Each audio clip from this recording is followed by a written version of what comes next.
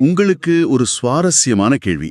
ஹம், அதாவது நீங்கள் எப்போதாவது மிகுந்த அக்கறையோடு ஒரு நீண்ட மெசேஜ் அனுப்பிவிட்டு மணிக்கணக்காக காத்திருந்திருப்பீங்க.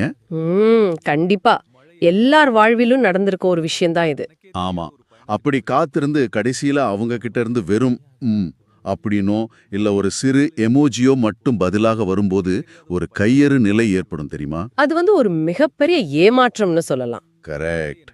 அல்லது உங்களை முழுமையா புரிஞ்சுகிட்ட ஒரு நபர் திடீர்னு உங்க மெசேஜை படிச்சுட்டு எந்த பதிலும் சொல்லாம அப்படியே கடந்து போகும்போது அந்த மௌனத்தை எப்படி உடைக்கிறதுன்னு தெரியாம தவிச்சிருக்கீங்களா? அந்த தவிப்பு தான் பல உறவுகளோட மிகப்பெரிய சிக்கலே. ஆமா.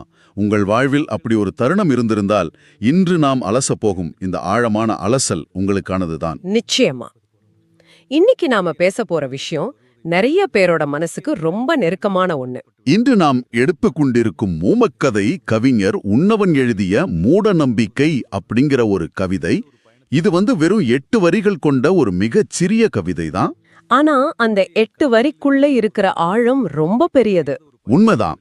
ஒரு மனிதன் புறக்கணிக்கப்படும் போது அவனது மூளைக்குள் நிகழும் உளவியல் போராட்டத்தை இந்த வரிகள் எப்படி இவ்வளவு துல்லியமா படம் பிடிச்சு காட்டுது அப்படிங்கறத தான் நாம இன்னைக்கு விரிவாக பார்க்க போகிறோம். சரி, இத விரிவாக பார்ப்போம்.